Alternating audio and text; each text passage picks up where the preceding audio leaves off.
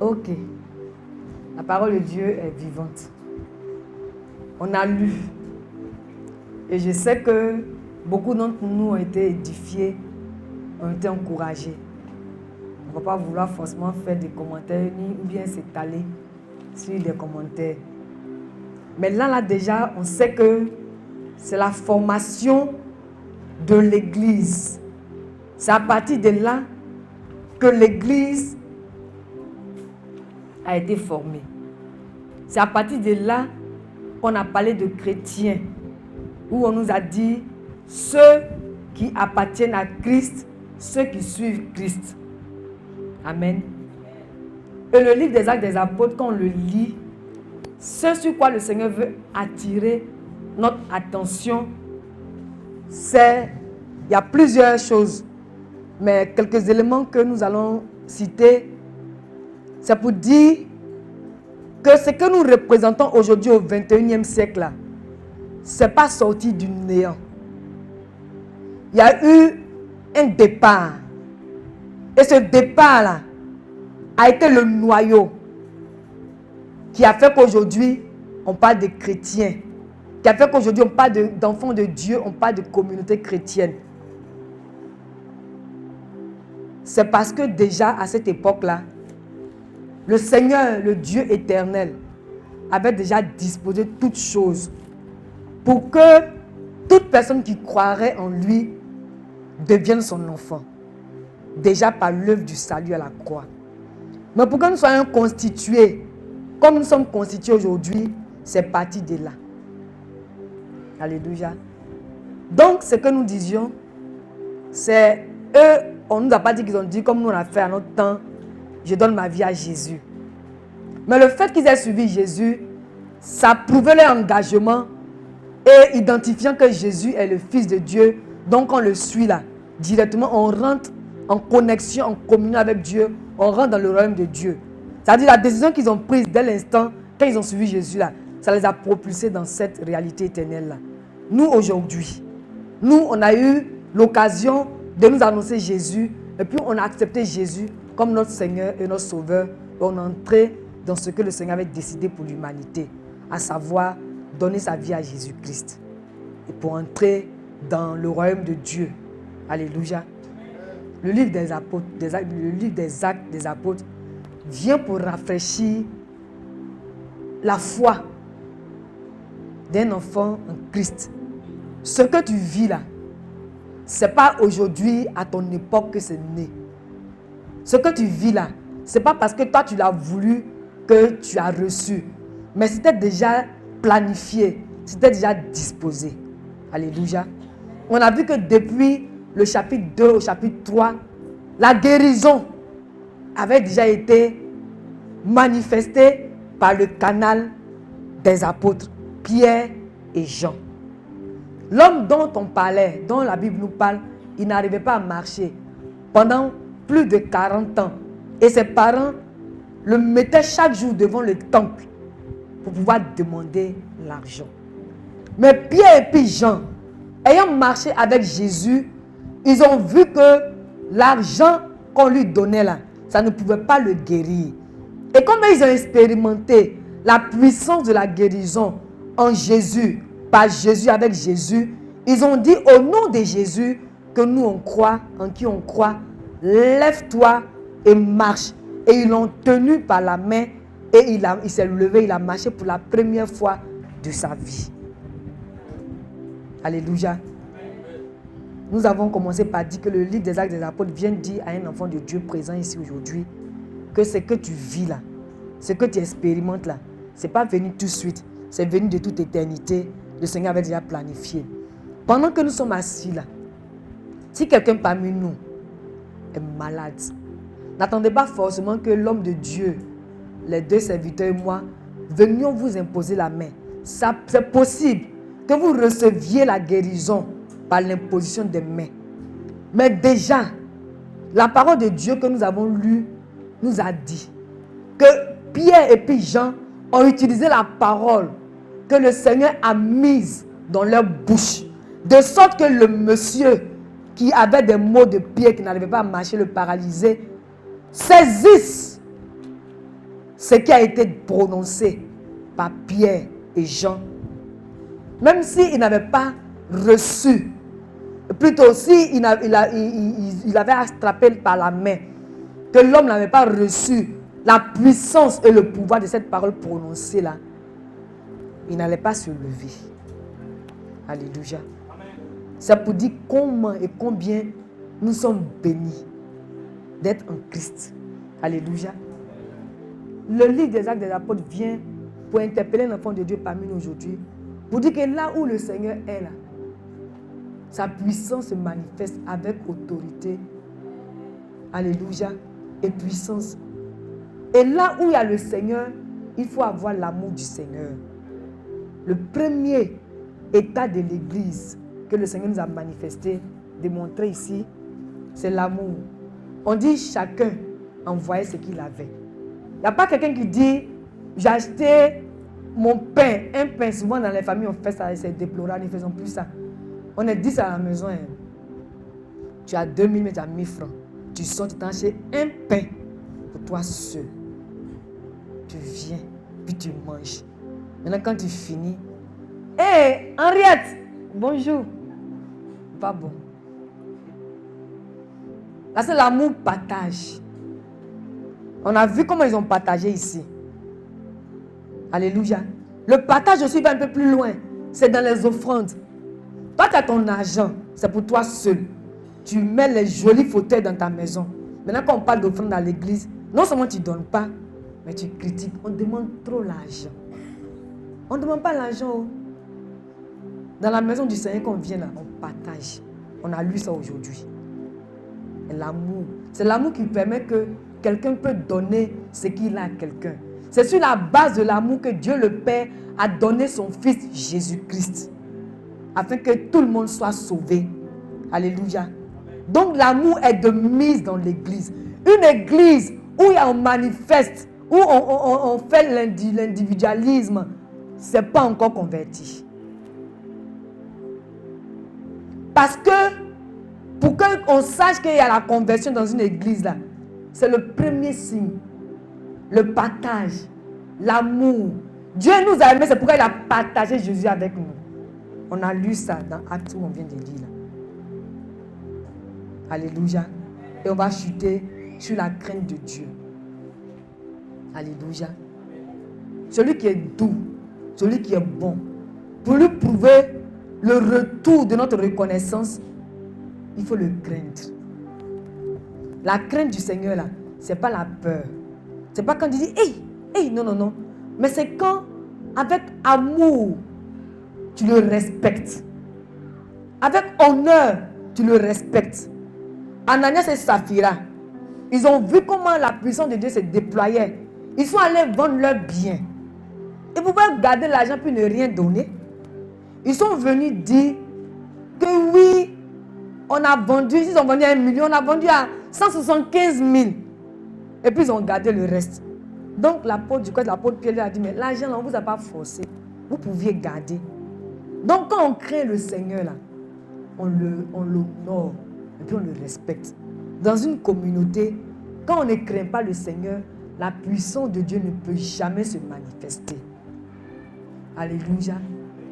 Nous sommes par la grâce de Dieu le fruit de la consécration du révérend Ebo Carole Eli. Nous avons vécu dans sa maison par la grâce de Dieu.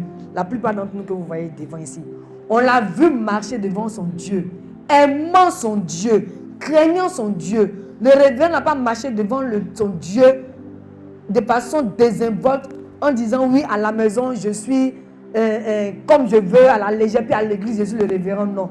De la même façon, elle s'est présentée devant tout le monde, tout le temps pour ceux qui l'ont connu.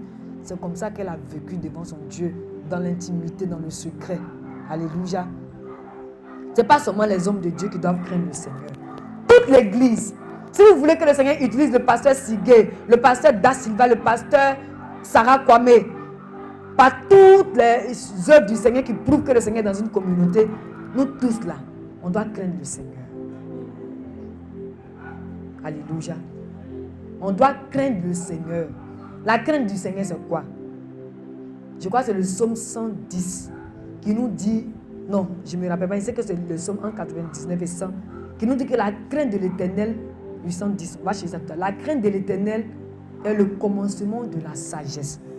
Et tous ceux qui l'observent ont une raison saine. Je crois que c'est le psaume 110. Alléluia. Alléluia. Nous devons tous craindre le Seigneur. Et craindre le Seigneur, c'est quoi? C'est vivre ce que le Seigneur te dit de faire. Le Seigneur ne veut pas qu'on vive une double vie. La double vie, tout le monde connaît. Je n'ai pas besoin d'expliquer. C'est quand devant les gens, tu es gentil et puis au dehors, tu n'es pas gentil. C'est la double vie qui est là. Quand devant les gens, moi je dis, je peux mettre ma main au feu pour telle soeur parce que je sais qu'elle vit devant le Seigneur dans la chasteté jusqu'à son mariage. Et puis au dehors, tu as beaucoup de gars. Et puis quand tu viens à l'église, tu attaches bien le foulard, tu ne te maquilles pas, tu enlèves une boucle d'oreille. Et puis on te voit dire, oui, elle a une soeur sainte. Alors que dans ton cœur, tu sais ce que tu fais. C'est ça la crainte de l'Éternel. Alléluia. Par la grâce de Dieu, nous ne sommes pas des super hommes, mes frères et moi. On ne dit pas que nous sommes des saints hommes. Mais on s'exerce à la crainte du Seigneur. En respectant notre prochain, en respectant le Seigneur, en honorant son assemblée. Alléluia. Que le Seigneur nous bénisse. Ô roi des rois, nous te louons. Roi, nous te louons. Chantant Hosanna à la gloire de ton nom, roi des rois, ô roi des rois, nous te louons. Chantant Hosanna à la gloire de ton nom, ô roi des rois, ô roi des rois, nous te louons. Chantant Hosanna à la gloire de ton nom, nous te louons, nous te louons, nous t'adorons et nous te bénissons, nous te louons, nous t'adorons et nous te bénissons, ô roi des rois, ô roi des rois, nous te louons.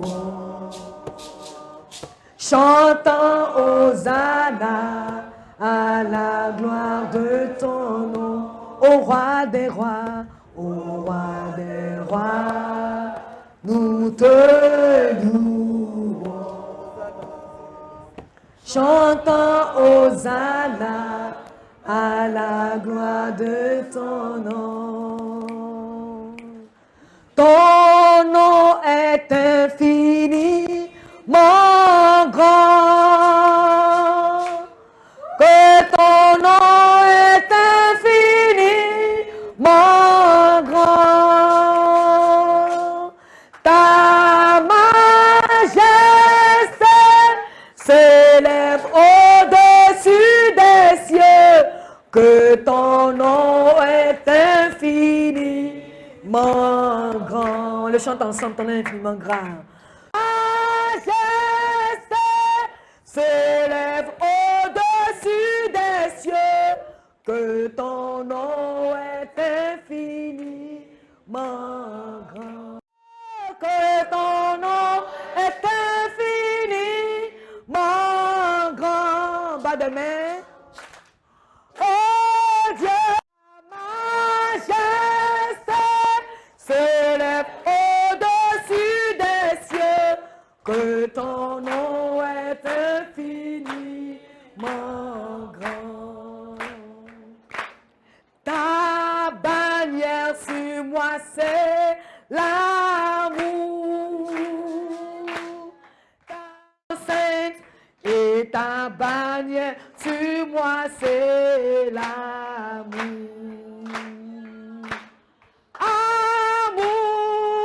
Amour divin,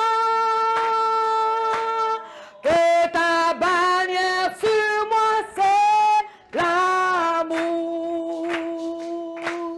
Tu me fais entrer Et ta bannière sur moi, c'est l'amour. Chacun met sa main sur son front, peu importe la main. Par contre, frère Kwasi Jean-Marie, toi tu vas mettre tes deux mains, parce que le Seigneur me conduisait à t'imposer les mains. Je ne sais pourquoi, mais lui seul le sait, mais mets tes deux mains, je viendrai plus tard. Je vais venir maintenant. Mais mets tes deux mains, frère Kwasi Jean-Marie. Et vous m'écoutez par la grâce du Seigneur, je fais la prière. Ta parole déclare qu'un jour, on instruit un autre jour. 2021 a instruit 2022. Nous sommes entrés en 2022 par ta grâce, pleinement, avec joie, les deux pieds joints et le cœur confiant en toi et tourné vers toi. Nous ne pouvons pas te faire une prière, Seigneur, outre mesure, mais nous ne pouvons que te dire merci. Merci, Seigneur, parce que ta parole déclare que la louange sied aux hommes droits. Juste, réjouissez-vous en l'Éternel.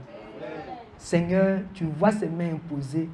C'est ta main qui est imposée sur ces fronts. Seigneur, merci de rafraîchir ces vies. Merci de renouveler dans ces vies ton amour. Merci de renouveler dans ces vies la crainte de ton nom. Merci de renouveler dans ces vies la force et la vigueur, selon que Ésaïe 40 nous dit que tu renouvelles les forces de ceux qui se confient en toi, même quand ils sont fatigués. Merci de délivrer notre entendement, notre pensée du souvenir du pouvoir, du pouvoir des mauvais souvenirs. Merci Seigneur. Donne-nous de nous laisser rafraîchir par toi et dire, cependant, voici ce que je veux retenir dans mon cœur. Les bontés de l'Éternel ne sont pas épuisées. Ses compassions ne sont pas à leur terme, mais se renouvellent chaque matin. C'est notre partage et c'est ce qui est le sujet de notre joie. Nous ne voulons pas laisser influencer ni impressionner parce que le diable veut qu'on reçoive, qu'on accepte, qui est le mal. Mais nous voulons, Seigneur, donner à notre cœur de se remplir puissamment de tes nombreuses bontés. Ta Bible dit encore, tes bontés sont tellement nombreuses qu'on ne peut pas les définir. Seigneur, merci pour tout ce que tu opères dans les vies, au nom de Jésus.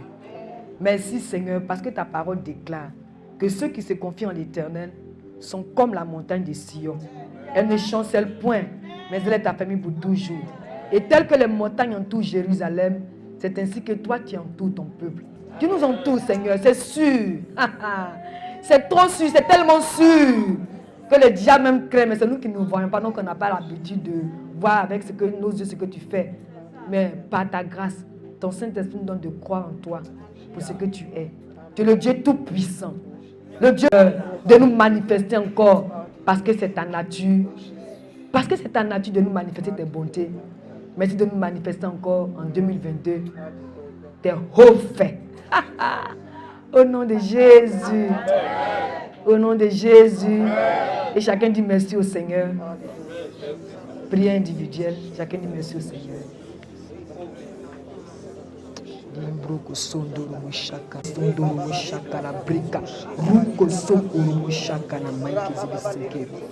Au nom de Jésus.